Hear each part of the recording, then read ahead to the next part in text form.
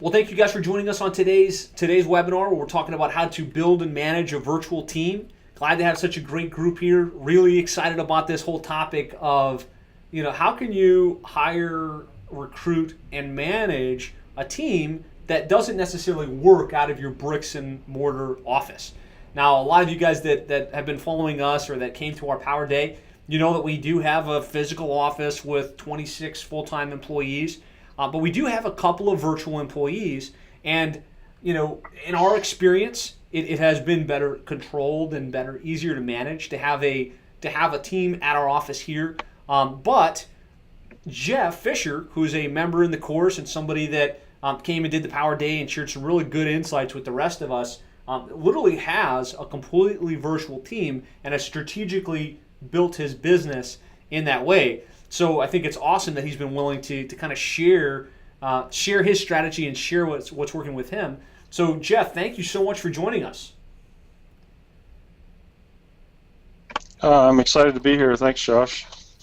Awesome. So before we dive in, just give us a little bit of a background about you. I know that you have a couple different brands, but just kind of tell us about yourself as an individual and as a company. Well, I've got a pretty extensive background in business, been doing business in various forms for pretty much my entire adult life. About 10 years ago, I sold a business that was bricks and mortar. We had 100 plus employees, and it was a landscape business. Okay.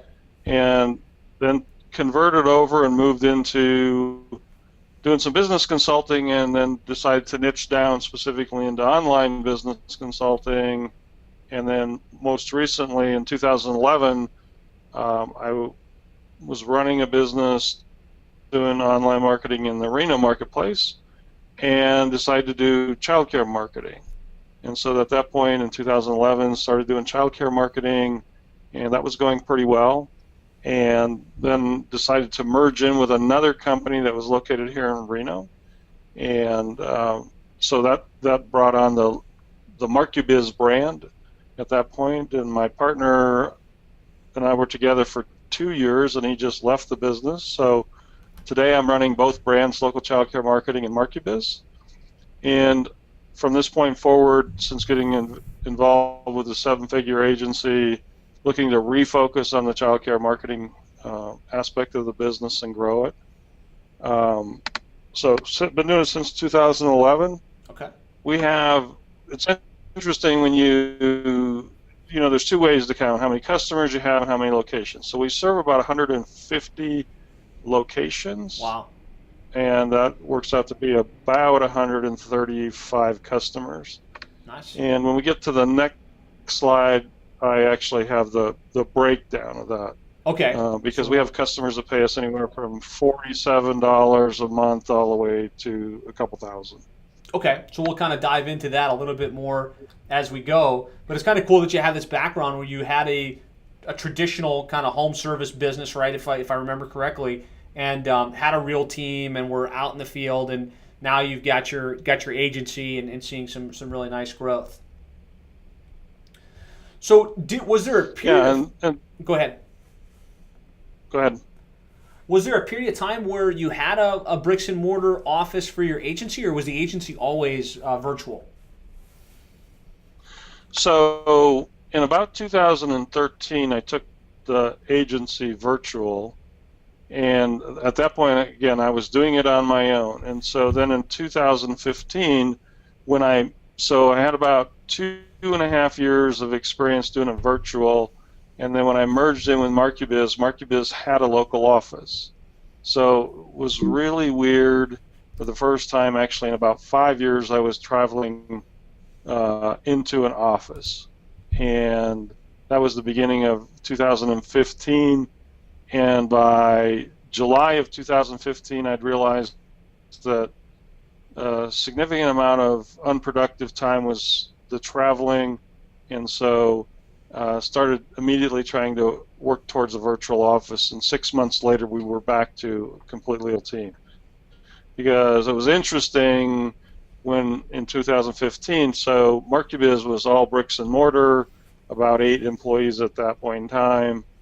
Locally, and then I brought in a team of about 10 virtual. So on the very first day of the merger, when we had our first management meeting, we actually sent everybody into their office and closed the door so that everyone on the team would have the exact same experience. So the guy, the manager in the Philippines would not get to see, our body language and stuff. He'd have to live off of our tone and what we're saying. And so everybody went to their office, and from that very first day, that's how we held meetings. We didn't have any meetings in a conference room or anything. So, after 2 speeding tickets, it was time to go back to virtual. Okay. Excellent. So how many physical employees at your physical office kind of at the peak? I think there was 8 of us there. Oh, wow. Okay. And so what were some of the core drivers for that shift? Because I know that cost is a driver. What were some of the other drivers that kind of moved you down that path? Was it lifestyle? Well, yeah, lifestyle, productivity. There's no doubt it is more difficult to manage a 100% virtual team. Mm-hmm. But going back into 2012, 2013, when I went virtual the first time, it was purely about lifestyle. And then when the merger with Markubit came together, it was that decision of, we either need to be a true bricks and mortar business like yours is, or we need to go 100% virtual, because having about 40% of the staff inside the 4 walls and the other 60% outside, why are we carrying this expense that we really don't need to have? And there's just some amazing cost savings that come along with being virtual. One of the big ones that's comes to mind for me is I don't pay for anybody's computer. Okay. I don't pay for their technology. I don't pay for the majority of their software. If it's a niche or industry-specific software, obviously I pay for it. But I don't know how you work, Josh, but I'm guessing that the majority of the computers around your office, you paid for them. Oh yeah, we bought all of that stuff, and we paid for the space, and we paid for their desk, and we paid all of it. Yeah.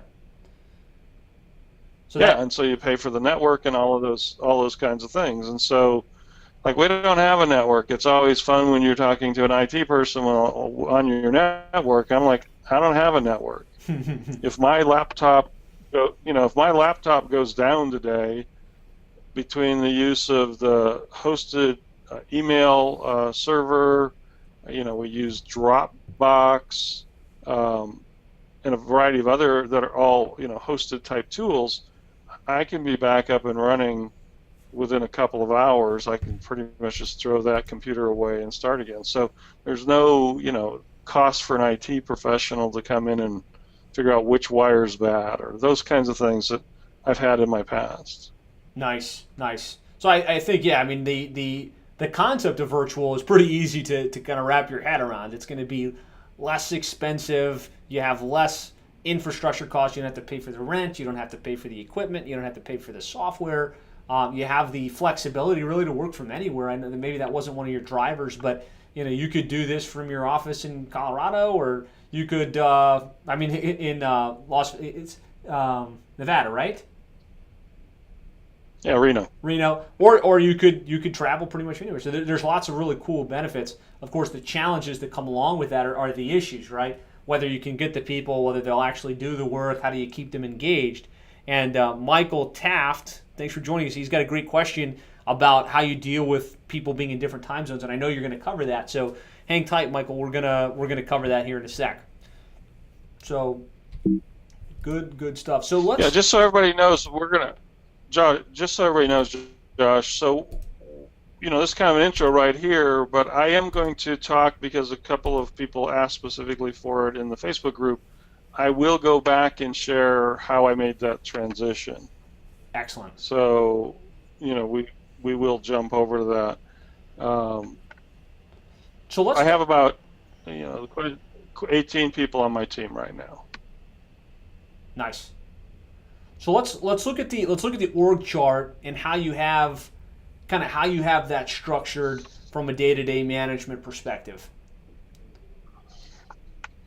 Okay, so in the upper right-hand corner, just to give everybody some perspective, I've broken down just some, ballpark ranges to break it down. So we, like I said, call it 140 customers or so for conversation. So about 50% of our customers pay us under $150 a month, and then it goes up from there, as you can see, 25 in the 150 to 450 range, and only 10 at 750 or above. So that's where we want to grow the business, on that bottom line of 750 or above. So how we break it down, I'm in charge of sales. So my business partner until 2 months ago was in charge of sales. With him leaving, I've stepped back into that role. So I do all the sales meetings myself. Now to facilitate that, and I'm going to go from right to left across this chart just to have everybody help. So I have a sales and marketing manager. That's one person.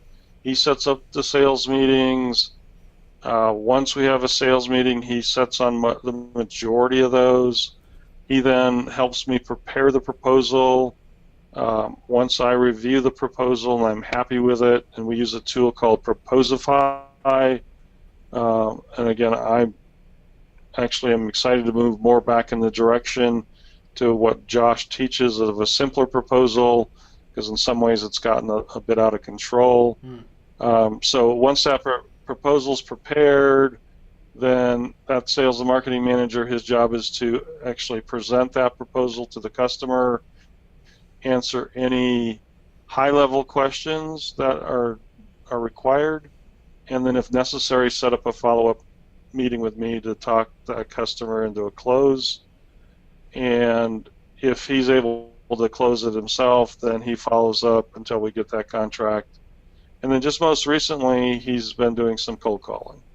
So that's a person that works from his home office here in the United States, or is he international? Or what's the story with that one person? We'll talk about this a little bit later, but the thing I've learned is all my customer-facing people, those that interact, have to be inside the United States. That's just a decision that, over the years, dealing with time zones and stuff, I came down to that. The other thing is, you can speak amazing English, you can communicate really well, but there's a whole lot of just cultural things that you do not if you live outside the United States. And so that was the decision I made. So yes, until he quit yesterday, so this happens to me too, he lived in San Diego. I don't know where the next person will live, but his duties will be the same. Okay. So that's the person that helps me take the lead all the way through getting the deal closed, and then once he gets that done, it jumps over to we call it our corporate affairs manager. Again, one person, she does all the accounting, the payables, receivables. She deals with collections and what we call business affairs. So once that contract is signed, she makes sure we get payment. She also works with the different managers to make sure it gets set up correctly in teamwork. So that's one of her responsibilities. She also helps out with doing website updates. She's pretty good at WordPress, so she can fill time. She also manages my calendar, and she's my sounding board when I need to rant and rave. So that's that position. Where does she live? I'm just curious because I'm fascinated by this whole concept. Where does she live? She lives actually about 35 miles away from me. Okay. So when she first started, when I hired her, we were still in the physical location here in Reno, and I brought her on and that she had to work the first 3 weeks. She worked 3 days a week in the office. After that, she went down to 2 days, and then when we went virtual, of course, she went virtual as well. So I see her in person about once every 6 weeks. Okay. And that's a little, typically we'll have lunch or something. Excellent. So we got one in San Diego, one 30 miles down the road. The next person, our account manager, So we refer to it as customer care manager. One person. We like to say he's the customer's advocate, because as a production person, I get my head down, and I'm really convinced that I'm doing the right thing for the customer, and the customer isn't necessarily happy with what I'm doing. So his job is to listen to the customer, and as I like to say, come back in and work with, and if necessary, beat on the production team's head to help them understand the disconnect between what the customer is looking for and what the production team is doing. So he has an interesting role, and if you were at Power Day, that's Charles. If you met Charles at Power Day, really sharp guy, role. really sharp talent to have on the team. Yeah, and he does. So I have a team member. One of the marketing team members prepares our reports every month, and if you haven't seen our report, I put it up in the mastermind group, so there is a copy of one up there. And once that report gets prepared, Charles actually creates the video, works through about a 6 to 7 minute video explaining the different things that we're doing for the customer, and then he takes and sends those reports off to about 60 customers a month, because we don't do a monthly report. I mean, the ones that pay us the most get monthly. The next group up gets like every 2 months, and then the rest get like quarterly reports. Okay. Just depends on how much they're paying us, and it's a way to manage workflow, but we're still producing about 60 reports every single month. Wow. And is it always a video? Is it always a video, or is it in some cases like a live review like this, like a live web meeting where you review it with them? So we do live reviews as well. So he arranges those. We have found that for most of our customers that are paying us the most, typically they're happy with about an every other month review, live review. So we're good with that, but we just automatically send the video report no matter what, unless it's like perfect alignment. I mean, if I had a meeting on Monday morning with the customer and we reviewed everything, then we'll skip the video, but they'll still get the report. Okay. But yeah, we've just found that way we don't have to align things up. Yeah, we find that happens a lot. Don't have to have perfect alignment. Where it's really hard to pin them down for a meeting, and so that's a great aha. Like, well, if you're taking notes on this, you're like, well, what are the takeaways here? There's gonna be a lot, but this is one of the key takeaways in that you don't necessarily have to do a live meeting to give the client the experience of a live review. So really cool insight there. Yeah, and the way we've developed our report, it's all just screenshots of a variety of things. It's a screenshot of their Google Analytics. It's a screenshot of their Google Places. It's a screenshot of their reputation, what's going on. A screenshot of their rankings, for example. And so we call it a web presence report. So we report on not only what we're doing, but even if we're not doing something for them, we still report on it. So let's say we're not doing anything in social media, we're still going to make a comment on how their social media is doing. If it's doing well, that's fine. If it's not, then of course that sets us up for the next responsibility that Charles has, which is upselling to current customers. So the report's designed to flow into the upsell process. Nice. And so he does that. Then he's my assistant with communicating with customers. For the most part, well, I can tell you 100% of the time, I do not take any inbound phone calls. So all of my meetings are on Zoom. We use zoom.us. Nice. Occasionally I'll do an outbound call, but for the most part, and when I say most part, I'm talking 90+% of all my meetings are on Zoom. Okay. My cell phone, you typically use about 50 minutes a month on my cell phone, just to give you perspective. Wow. So anyway, so he arranges those meetings, customer's upset, the team can't get that resolved. Or, for example, I mean, we've got it's interesting, we have 2 different customers right now, and one of our customers actually is buying the location of the other customer. So next Tuesday morning, I have a meeting with the person that's acquiring this other child care center to talk about their online brand, what it means to merge, because they want to come under one roof, one brand. So all of that type of communication is stuff that I would do. And so Charles will facilitate getting that meeting set up, and he'll set in on that meeting, because the whole goal when I leave a virtual meeting is that I have no homework. Someone else on the team is actually either building the proposal or doing the research needed to answer questions, and even emails. Josh, if I draft an email and if you were my customer, I would send that email to Charles, and Charles will forward it on. Okay. Doesn't actually come directly from me. Nice. And I only do that because I have to manage my time. Mm-hmm.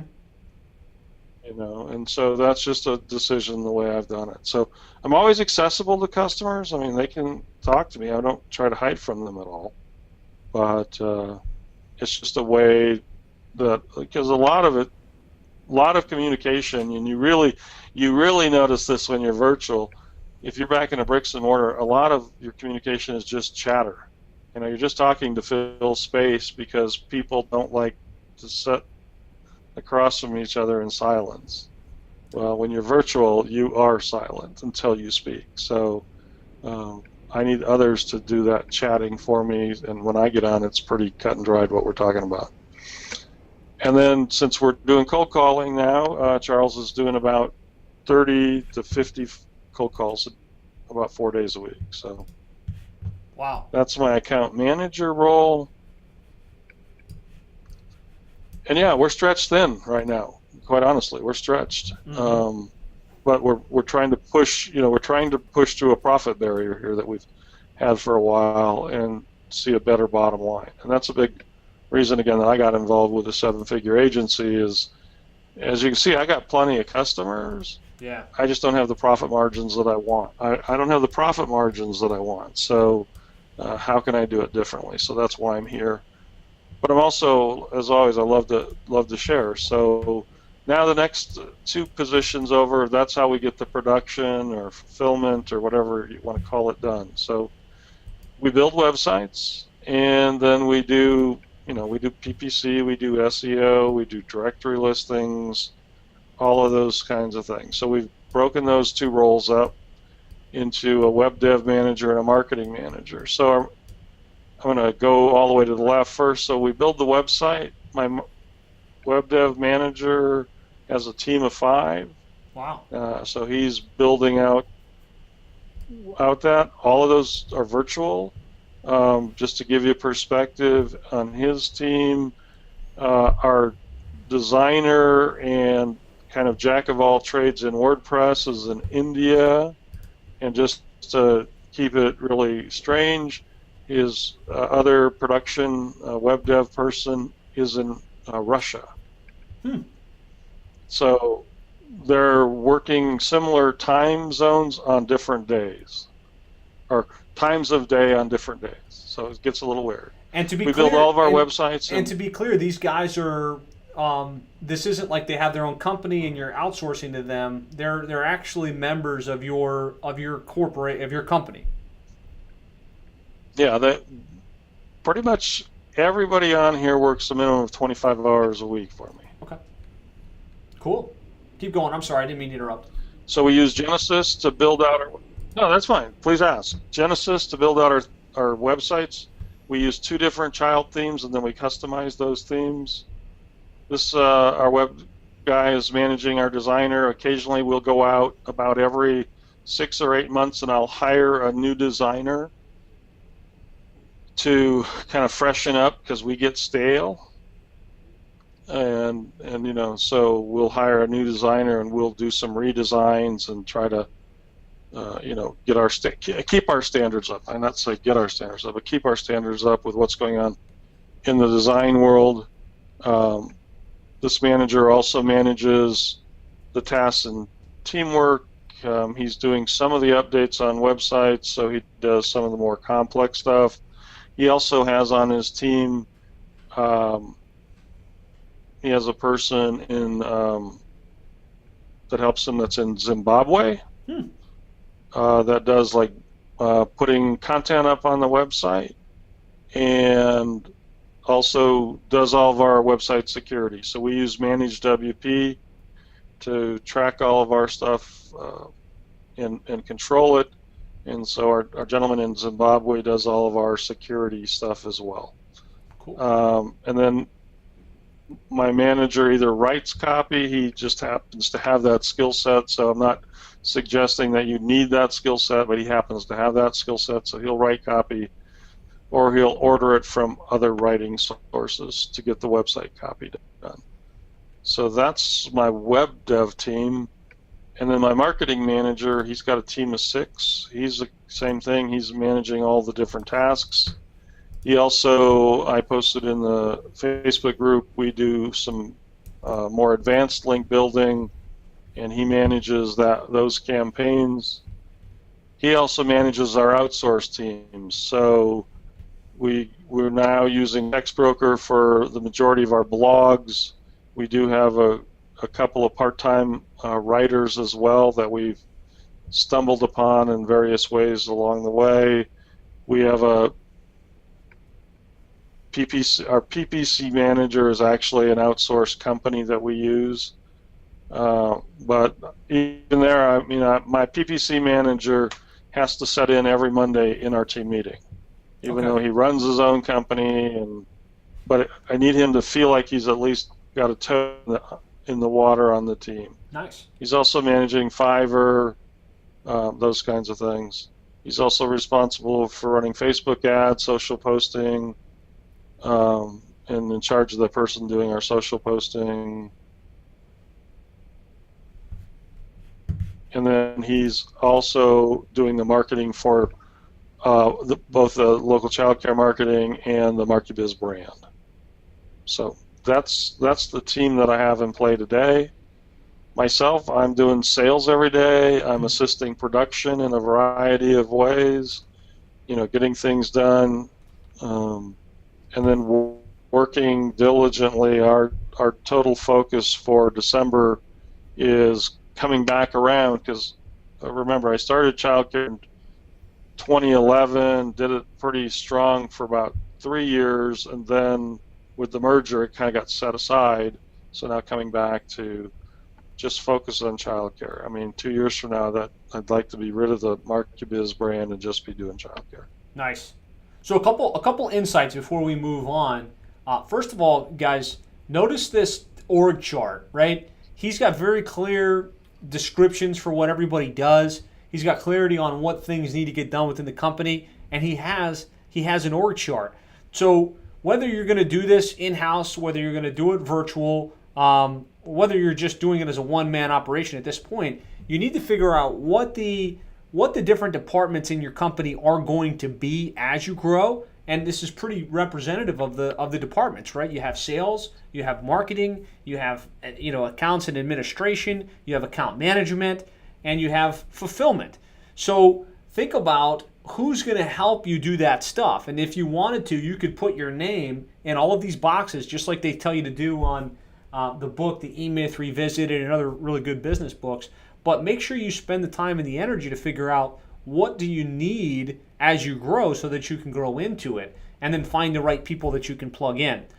So yeah, good stuff. There was a question here, Jeff. I'm not sure if you're comfortable answering it, and you can always say no, but Montina was asking who you use to handle your PPC and whether that's a resource that is publicly available. I use a gentleman, his name is Jason Bickle. Profit Center 2, I believe, is his company name. Yeah, I will gladly post his information up in the Skype group or the Facebook group after we're done. That'd be great. I hired him through Upwork. But I'll give you his contact information. Beautiful. Okay, so Montina, so that answers that. And the reason I jumped to that question was just because I know that that's not part of the core content we're going to cover. Michael asked, or is mentioning, this org chart should be made even if your name is in all the spots. Exactly. Yeah, that's the exact point I was just I was just making. So you're right. Good point, Michael. Anything else you want to cover on this particular? Yeah, and the other thing is, so when you build this org chart, it should either have your name, obviously a person if you have it, or it should have the company you're using if you're using an outsourcer. So if you're hiring somebody to do all your web dev, your org chart should show that, as that's your team until you decide to bring it in-house or whatever you decide to do. So no matter what you're doing, you should know who's doing those things. So even if under what I call corporate affairs, again, if you're hiring a bookkeeping service to do your books, I would still put the name of that company under the corporate affairs as the person doing it. Yeah. Good. So I guess the Michael Taft introduces us to the next screen. All right, let's move to that next section here. I'm just going to pull up all these bullets and you can dive in. Yeah, that's great. So yes, we use, for the most part, Upwork exclusively for doing our hiring. Again, I still have some people from the original Reno staff, but I'm not hire anyone now. And actually, in 2017, I'm taking everyone that's currently on a Nevada payroll system as well. So everything will be going through Upwork starting at the beginning of the year. And that's just to simplify my life, because right now, you've got some legal issues to deal with if you have virtual team members inside the United States. Mm-hmm. So, for example, my web dev manager lives here in Reno. My marketing manager lives in Houston, Texas. But because he works for me full time, my marketing manager, technically he has to be on payroll, not through a service like Upwork. So to get around those technicalities, by working exclusively with Upwork, they'll help me decide when the person transitions from I'm safe and legal, paying them, on an hourly basis that way, or I need to move them into a payroll type environment. So even your U.S.-based employees, you're planning to move to Upwork to streamline, to simplify, and to avoid some of the payroll tax issues and liabilities. Bob was mentioning, is that not a concern with the 10% fee that you have to pay through Upwork? What are your thoughts on that front? Well, I don't mind paying that fee because when I need somebody, they're my resource. They're my staffing agency, if you will. Not really the role, but understand too, when I'm talking, there's Upwork outsourcing and there's Upwork payroll. They're two totally different things. Okay, so Upwork outsourcing, again, there's people out there, you go out, you post your job requirement, they say, hey, I'll do that job for a fee, whether it's one time or ongoing, and that's perfectly fine as long as they're not working for you full time. They're a freelancer.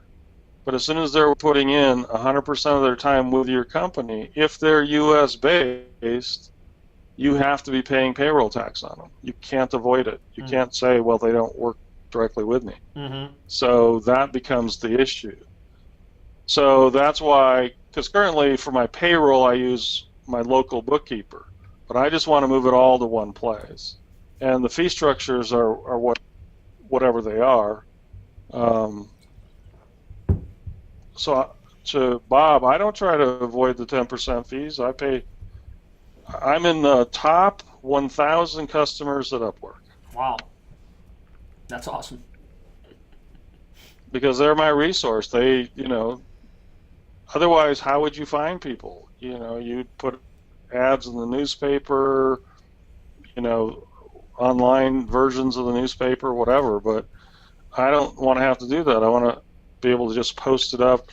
The other thing is, because I'm a large enough company with them, when I have a requirement that I need to fill, I actually have a hiring manager that helps me write the job description and do all of that. So So I guess, I think you've addressed this, but kind of his thought is if you can find them on Upwork and then switch them to PayPal or something and pay them on PayPal on automatic payment, doesn't that save you 10% of whatever their fee is? Yeah, and as soon as you get found out, not only will you get kicked out of Upwork, but your team members that you've been hiring will get kicked out, and they have a whole team that monitors that. Okay, so it's an infraction of the rules. So, You might get away with it for a period, but you're also kind of cutting off your nose potentially to spite your face. well, yeah, because like I say, it's okay. And full disclosure, I've done that time where I've moved somebody out and I've regretted it forever. Mm. And the funny part about it is when I talk about my team coming up, he's the guy that's been with me the longest. Mm. But boy, talk about it. It's a total hassle because everybody else gets paid through Upwork, and then I got to remember to pay him. Yeah. And it gets to be too crazy, and I regret making that decision. And So that's anyway, it's that's a we can great talk more about Upwork, but it's a great insight there, and really, some people might not understand the logistics of that. So that's a good insight. Save yourself the hassle, simplify your life, keep it on one platform if at all possible. And just before we dive to the next section, Shondell's asking, so how are these people paid? Is it an hourly rate? Is it a salary rate? Is it per project? How do you have that structured? Or are you going to cover that as we go? well, let's answer that. So, my local managers that were part of the MarketBiz brand are all salary. Everybody else is hourly, and unless we're outsourcing, then it's project based. So again, if we hire somebody to do a specific project, like recently we were having problems with a website speed issue, I negotiated a specific fee to get the website sped up, and that was a project. But pretty much my managers, at some point, I take them all to salary. That's just kind of a belief system that I have, that if you're committed and you're in my leadership team, you shouldn't be counting hours. You should be doing what it takes every day to make us successful. Mm-hmm. I like it. Beautiful. Okay, so we can keep pressing forward then. Great insights on the whole Upwork structure and how you work that process. So as it says at the top of the screen here, it's my belief system and structure today. And again, I'm going to go back to history as soon as we get to the next screen. But so today, it's too hard to deal with the big differences in time zones to coordinate meetings and such. So again, as I said, my customer-facing team is all U.S. based. Because imagine when a customer asks for a short notice, late night or Saturday meeting, it's just about impossible to coordinate with your project manager who lives in India and is 13 and a half hours different time zone in a different day. It just gets too weird. And like I said, it's also they don't watch U.S. sitcoms. They don't get U.S. humor necessarily. And so a lot of things, I love working with my virtual team overseas. But for example, work with somebody in India, they come out of what's called, they were trained Commonwealth English, not American English. Mm-hmm. And so, for example, when I speak with Aman, who's been with me the longest, if you treat him like you do any U.S.-based team member, and you say, hey, what's going on with XYZ's website, the next response he's going to put is, how's your day going? Because the British culture is a little more verbose than the U.S. culture. And so you always start out with, how's your day? How are you doing?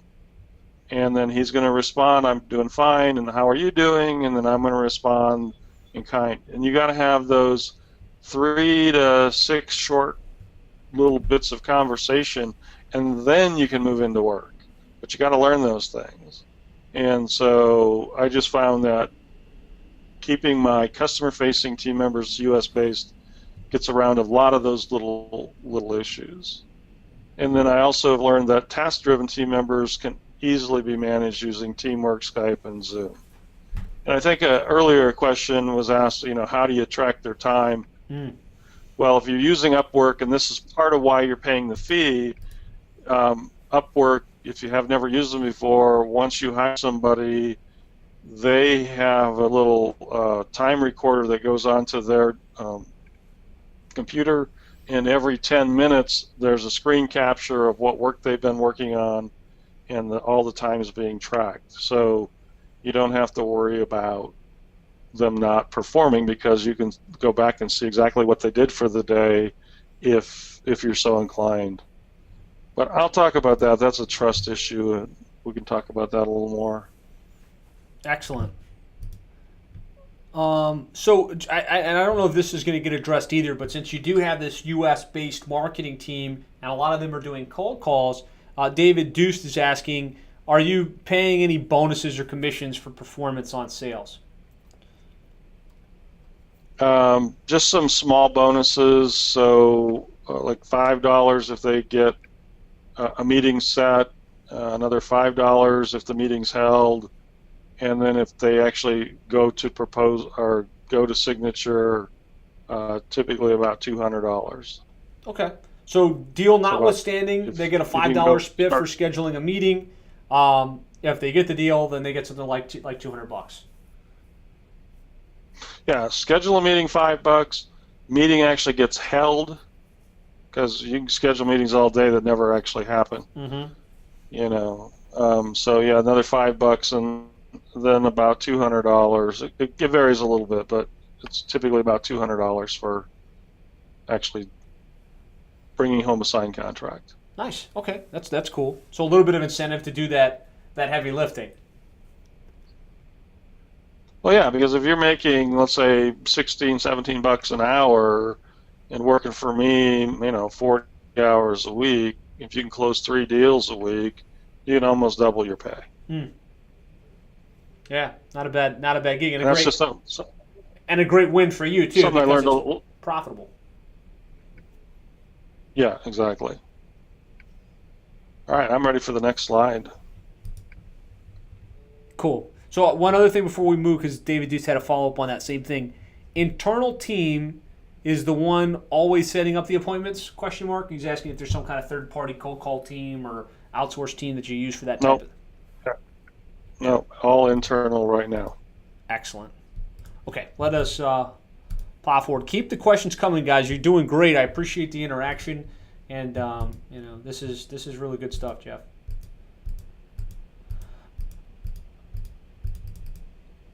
All right, I'm just going to pull all the bullets down just to keep things streamlined.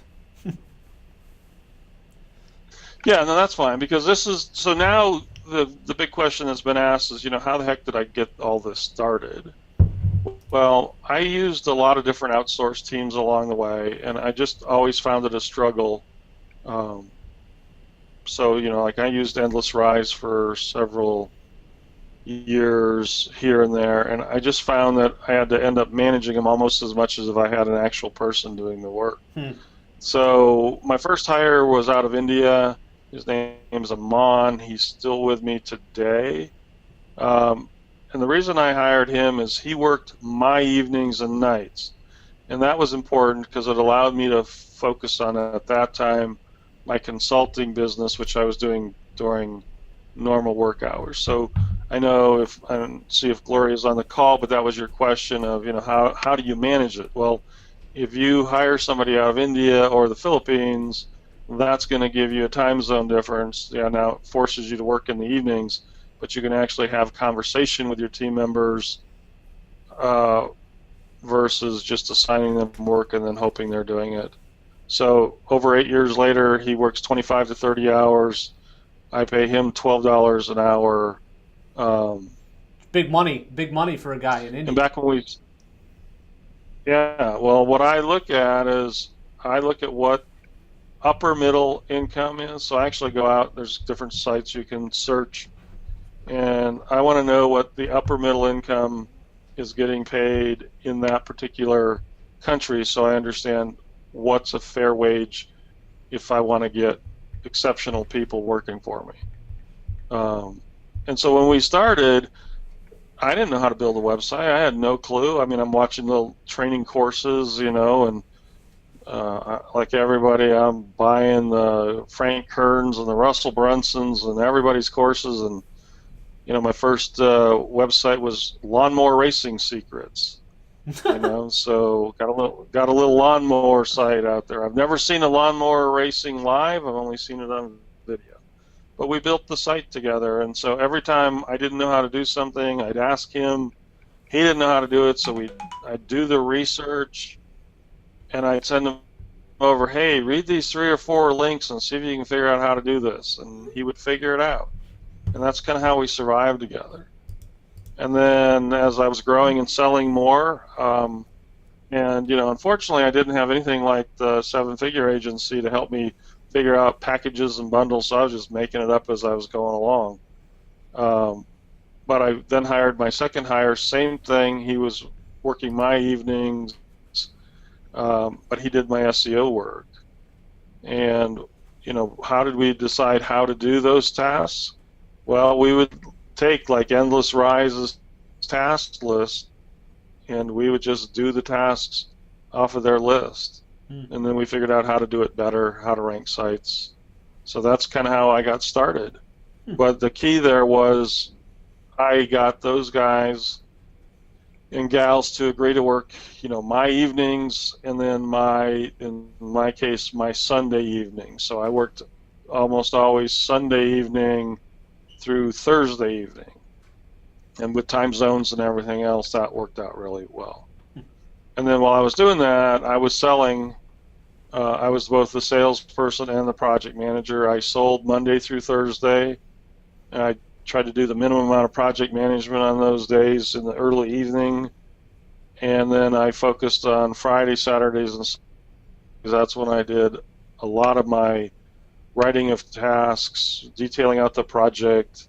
So pretty much if on Monday you bought a website from me, I wouldn't even start working on it till Friday, just because that's when I could detail out what I had sold, write the tasks, and set it up. At that time, I was using a product called Dooster.net. The Dooster. I tried to... Dooster, yeah. I tried hiring project managers overseas after I was growing for a while and replacing myself as the project manager, and it just didn't work. Again, scheduling customer meetings, it just became too hard.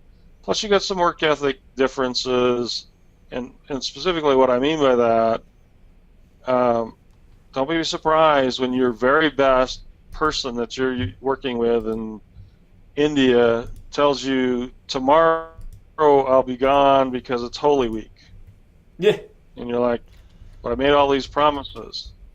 Well, it doesn't matter. Tomorrow's Holy Week, and I'll be gone for a week. So their culture doesn't think in, I got to give you a month's notice or a week's notice or anything. It's just, you should know this. This is Holy Week. The country shuts down, so I'm going to shut down.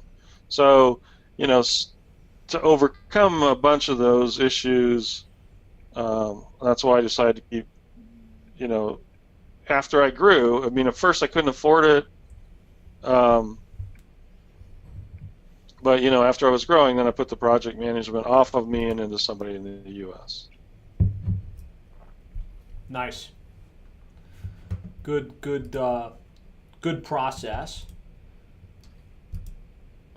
Going to the next. So that's how I kind of started out, to give you an idea how to hire a virtual team. But in the beginning, some of you are going to need to do outsourcing. And again, what's it called today? It's not Endless Rise anymore. It's Virtual Desk, I think it's called. But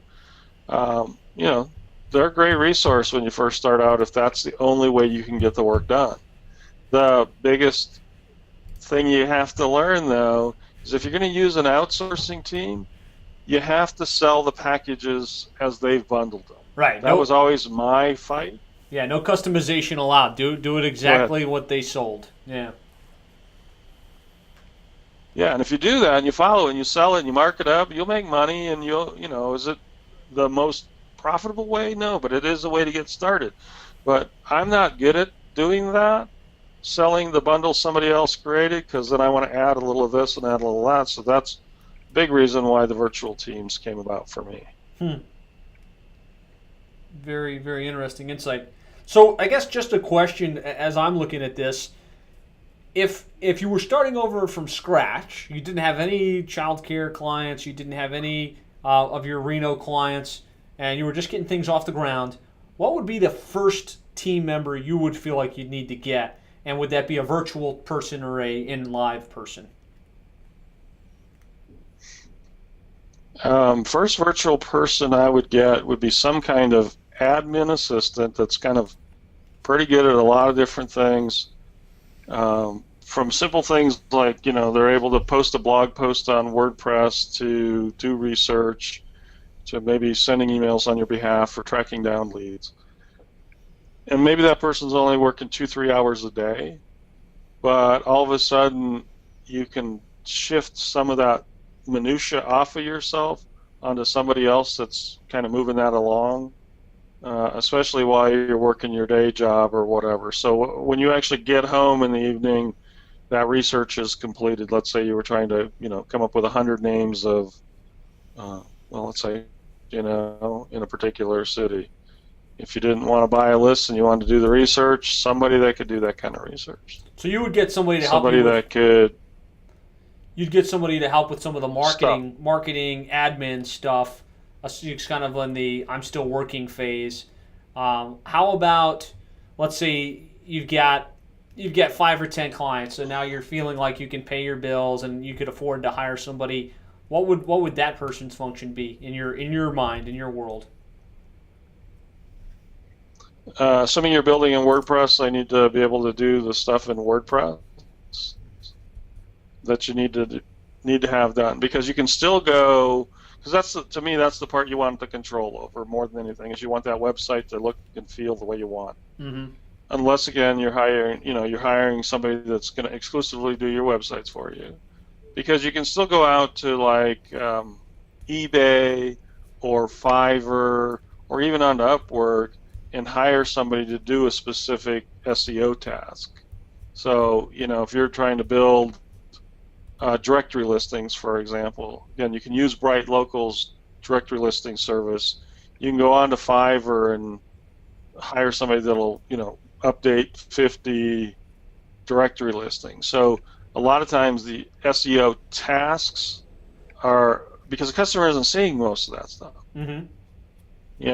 But if you're building out a website and you're supposed to tomorrow morning have a meeting with the customer, and you open up the dev site that you're working on and it doesn't look anything like you've been talking about, because you hired this outsourced team on Fiverr to build out your website, that was always my most frustrating thing. So that's why I would get that person that can run that side of it, and then also can do the, they're smart enough that they, once you see, I would go onto Fiverr, for example, just stay with this core line of thing.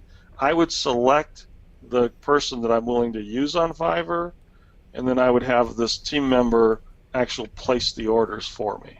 Okay. So kind of an outsourced team manager type of person. Right. But that also can work on your website. Yeah. Assuming you're building websites. Excellent. Okay. Good insights there, I'm sure, for everybody.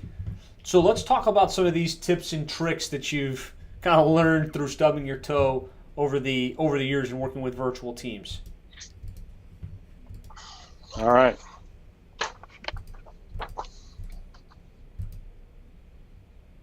So I know the question was asked earlier in this about how to make time zones work. So all of our team members that again are committed to 25 plus hours a week, they have to work between 8 and noon in Pacific time, because that's where I live.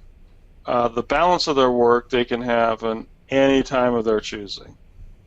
So that's how, and we use Skype for communication.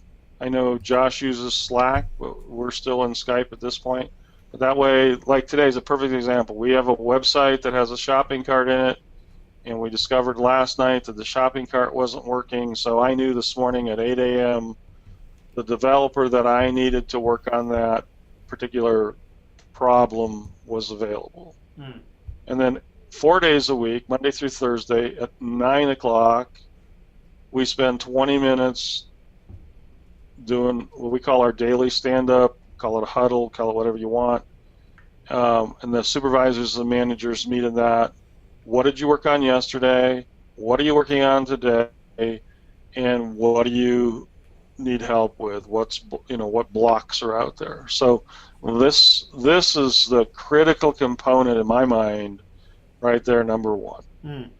If you don't have that overlapping time, even Josh, even with your 3 virtual people, how are you including them in your meetings? How are you making sure that they're around during certain hours of the day when the unexpected happens? Yeah. And so you can't. I mean, that's what always drove me crazy about the outsource team. If, again, let's say I was using an outsource team to build a website or all my websites, and all of a sudden we find a broken website, and I'd email them, Skype them, whatever, communicate with them, and they'd be like, "Well, I can get to you tomorrow." No, you don't understand. My customer's website's down. This needs to be done now. Well, you pay me by the project. Yeah, and so you don't get that sense of urgency. So this is how we kind of resolve that sense of urgency. And so the daily huddle, tip, the daily huddle then, which is something we've incorporated into our company, has had a huge impact. Is just bringing the whole team or at least team groups together on a daily basis to just answer those 3 questions. And that's a concept that comes from the book Scaling Up by Verne Harnish. And so you're doing that with your virtual team using Zoom.us, which is Zoom.us, is that what it is? Yep. So for you, those of you that aren't familiar, it's almost like GoToMeeting, but significantly better from a video conferencing perspective. If you look at the first image that was up on the screen, you can have your entire team with their faces up on your screen and them seeing everybody's faces on their screen. And it's about as close to feeling like you're live and in person looking at each other as you can get. And so you're using Zoom and have them all with webcams enabled, is that right? We don't use webcams every day. Okay. We do it about 3 times a month where we do webcams, and we give people notice that it'll be a webcam day. And just because we're dealing with some bandwidth issues on the team. I got you. Yeah, if they're in India, then it's... Otherwise, Yeah, in an ideal world, you want them all up, but that doesn't happen every day. But that technology is there, and anytime I'm doing like what I would call a company-wide announcement, those are typically the days where I have all the people on the screen. So I want them to be able to see me. They're not just hearing my tone, but they're seeing my body language as I'm, announcing, a great new customer or whatever the case may be. Cool. So the next thing is a tip is you got to work at what I call creating the water cooler moments. The leaders on your team need to learn ways to connect and share time together with their team members. This will not work in a purely sterile environment. So you want to know about them, their culture. So one of the things that we do when a new person comes on board, they're actually assigned a task to meet with every other team member for 20 minutes. And this is individual meetings. This is not, we're all going to get together. So they're going to talk about themselves, their hobbies, and pretty much anything but work. We're not talking about work. I want to get to know you. Why do you live there? Where do you live? What are your religious beliefs? I mean, we even go that far because one of the big things that we recognize is to make this work is we have to respect other people's cultures. Mm-hmm. And if we're not doing that, this is never going to work. And so we do that. It typically happens on Fridays, but we do a lot of joking around, again, like you would do around a water cooler on Skype. So we're teasing people, creating funny little videos, all kinds of things that you would typically see in any kind of bricks and mortar. But it takes an effort by you as the leader to do that. So creating and you have to be watching that and monitoring it. A structured mechanism to create unstructured communication and banter.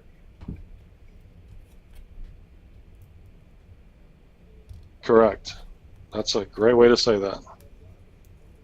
Very cool. So then the last thing is really the big thing is learn about their cultures. Learn about their cultures. Learn, like I talked about, the Commonwealth. They learn Commonwealth English, and Commonwealth English, you've got to have the little bit of greeting pattern to go on before you get to talking about the business of the day. If you don't do that, you'll lose that team member pretty quickly, because in India that's important. Now, does that matter in the Philippines? No. Do you know why? Because Philippines was based on Spanish, and the U.S. culture has been pervasive there since obviously way before World War II. And so if I jump on with my guy in the Philippines who's been with me about 7 years, I can go right to business, and he does the same. Boom. We don't have that same kind of banter. So I know that about them. The guy in Zimbabwe, well, what's their core English? Commonwealth English. So I know how to communicate with my guy in Zimbabwe. I've got to have a little bit of chatter before we jump in. You want to ask questions about their beliefs. And I use Wikipedia a lot, so every time they're like, well, tomorrow I'm taking off for whatever the holiday is or religious period of time, I go look it up, make sure they're spelling it out. I look it up on Wikipedia, read a little bit about it, ask a couple questions. And so, again, I'm engaging them and making them feel important. And this is how you're going to get a committed teamwork. Send them cookies once a year. My wife has this shortbread recipe, and we're due again in January, so she'll bake them up, box them up, and send them all around the world. We'll also be doing that in January for a T-shirt. Put your company name on it, send it to them. From the Power Day, I made the decision they're all going to get business cards this year too. So I'm going to go on, Vistaprint or whatever, and buy the little 100 business cards. And so all over the world, they'll have a business card, because these guys are proud. I mean, if you watch their Facebook, they're really proud of the fact that, I don't know, if you want to go see what's going on crazy in the world, go look at what's happening in Zimbabwe.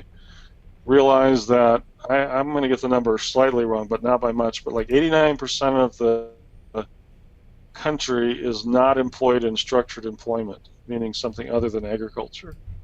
And like 33% of the country is unemployed completely. So, and he's 23 years old, to have a day job he works about 25 hours a week, gets his pay, he's excited, and he's proud of that. So that's the cool stuff that's going on. I think there's one more part to this slide. Okay, and while I pull that up, David Deuce is asking, are there any infrastructure problems in the third world country that causes the internet to go down? He said it was an issue for him when he was in Ecuador, and just wonders how you deal with those issues. Internet power. So in Zimbabwe they have rolling blackouts. So, my guy went out, he's got a battery pack, he works around it, we work with him, we understand that. And, it has an impact on how much we're willing to pay, but we also kind of designed a job of, small tasks that somebody has to do that typically get lost in the shuffle. And so he can do them pretty much anytime, but he's still, for the most part, every day he's there during that 8 to noon time period. Excellent. All right, so the last one, which I think is just huge too, is you have to give trust on day one. If you hired somebody in the United States and they're, you've put them through a rigorous hiring process, and let's say they're a graphics designer, you're going to give them trust on day one. But for some reason, we have a cultural issue here in the United States that we tend to not give that same level of trust when we hire from outside. And my preference is simply the belief system that I hire smart people trying to do the right thing, and that if they're failing, it usually falls back on the fact that we didn't provide adequate training. So, if you're holding in trust, they're going to feel it, they're going to know it, and people like to be trusted. And if your hiring process is good, you should be able to give that trust on day one. Nice. I could go on for another couple hours if that's what you want. No, I think this has been great stuff, and you really shared some great insights. I'm sure there's going to be some more questions, and we will address those as we go. To kind of like bring this full circle for everybody, the fact is there's a almost infinite supply of talent on various sites across the internet to do what needs to be done in this industry. Right, people to build websites, people that understand SEO, people that know how to create graphics, people that can put together an email campaign, and through the power of Upwork and other tools like that, but let's just talk about Upwork because that's what Jeff is saying, you can tap into those folks. And if you're strategic in the way you build your business model, and this isn't the path we've gone completely, but this is the path Jeff has strategically decided to go, you can work from a home office, have a virtual team, but you have to do it smart. And the key things that he's done differently that we didn't even do, that probably are the reasons it didn't work for us our first couple passes through, is that you have to treat them like real members of your team, right? You can't just say, okay, here's a task and expect it to get done and never have any type of follow through. You got to pick these people, hire them on Upwork, give them a test, let them show that they're capable of doing the job, and then bring them fully into the fold by doing the Zoom meetings with them where they can interact with you live and the other team on a consistent basis, get to know them and their culture, get them things that make them feel like they're really part of the team. And I think that Jeff has just done an outstanding job doing that in his business and kind of sharing that with all of us. So I want to say thank you from myself and the rest of the group for Jeff sharing this information with us all. My pleasure. So I see there's a few new questions up. One thing I did miss on the last slide is remember with training people, when you talk about a topic, whatever it is, you have to delve into that 3 to 5 times, because too often what I see, even in my own company, is let's say we're handing off social posting, and I'll ask the manager, well, did you train them? Yeah, spent an hour with them. I said, okay, that was the overview and introduction. That was not training. But I showed them everything they need. No, that's an overview and introduction. You need to meet with them at least 2 more times and do training. And so that's just one of those critical things that gets left behind.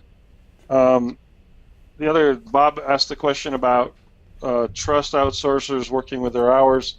The way I give trust, Bob, is in Upwork you can choose to let them post manual hours or not.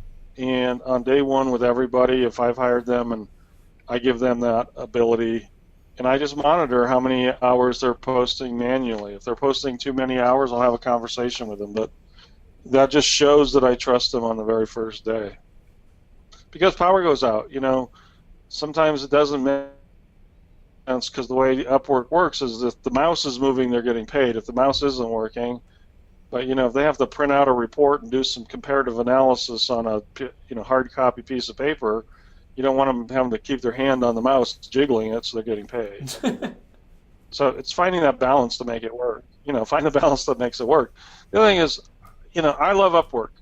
I can't imagine going anyplace else. But if you find another company that you like Freelancer or whatever, my other big thing is, if it's providing you the sources you want, stick with them and learn them and become a big customer with them, because at this point we've paid Upwork over $500,000. Wow.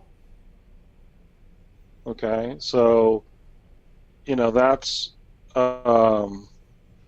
why we get the treatment we get. Nice. Do I give them tests? Sometimes I'll test them out. I'll try to get the look at their body of work of things that they've done. I can usually tell within 2 days if they're not going to fit in. Just because, to me, it just takes too much time to, set up a test, the heck with that. Hire them, assign them some work, go to work, and if they're not performing in the first 2 days, and if I've done a good job with my training, I'll know it, and it takes a lot less time to get rid of them than it does to set up test jobs and things like that. I used to try and do that, but it just got to be too hard. Do not know what Hubstaff is. I'm sorry. Go ahead, Josh. So Hubstaff is another tracking site similar to what you can do on Upwork, based on what you're saying. It will track their hours and kind of whether their mouse is moving and all of that fun stuff. I believe Alan and my team used that a couple times with some offshore people, and it's a pretty good platform. But if Upwork has that built right into it, then no need to take on the additional fee for another software cost. Well, it's that, and then remember, if you have your senior working on salary at some point, if that's your plan, if you have that tracking mechanism, now do your managers have to use that, not use that? I mean, you can really go overboard on worrying about who's working or who's not.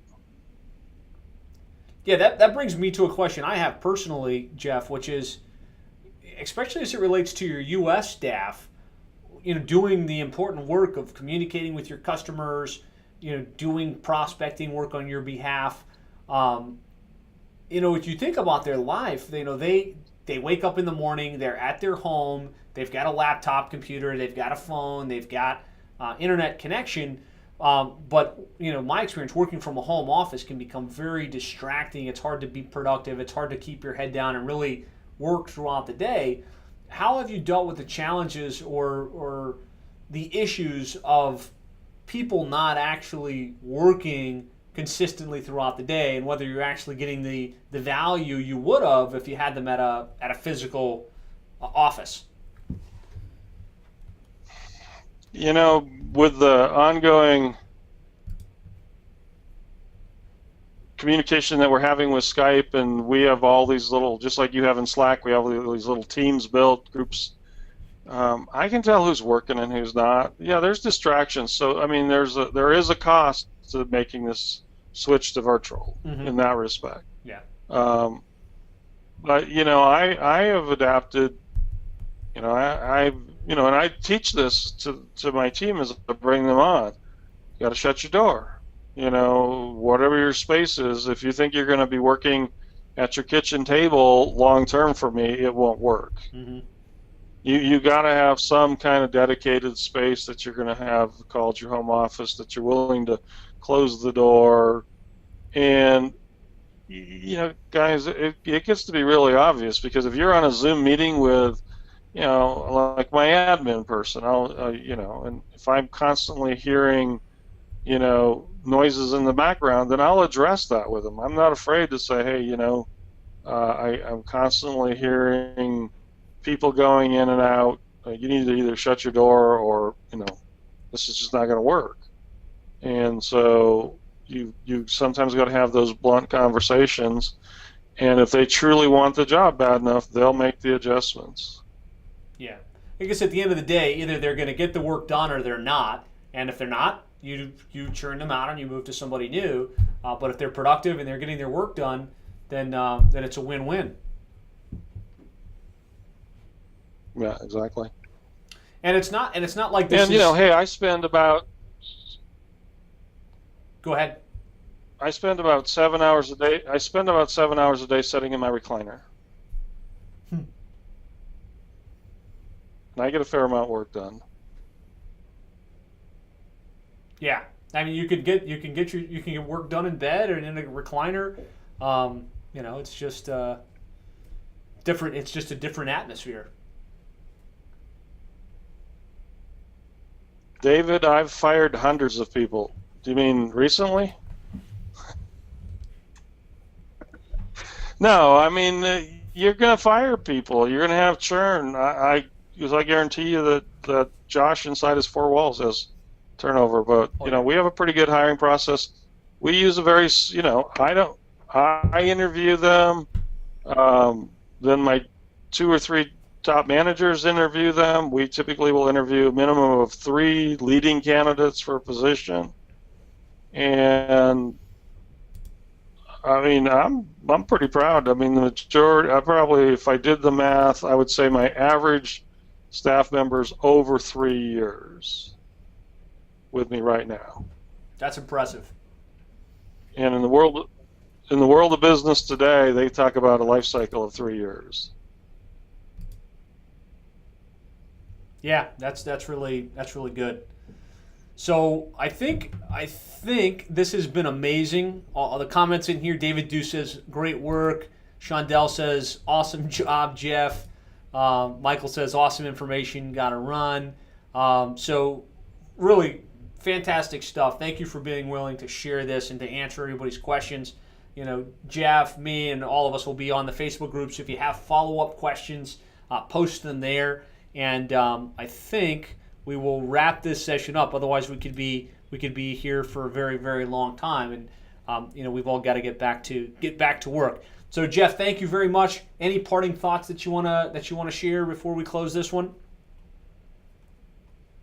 Just continue to ask the questions in the Facebook group, and I hope I've proven that I'll be real honest. I'll tell you the good and the bad of all this stuff, because that's what I think is amazing about the group that Josh and Dean have pulled together here. Is the more honest and open we can be, the faster we each can build our agency and work together this way. So thanks for letting me share, and hopefully I can be of service to others in the future. Absolutely. Thanks, man. Yes, guys, be honest, be real, be willing to share like Jeff. If you have unique insights and you've got unique things that you can share with the group, let me know. If you think you have something you'd like to share in a webinar format like this, reach out to me and we can set it up.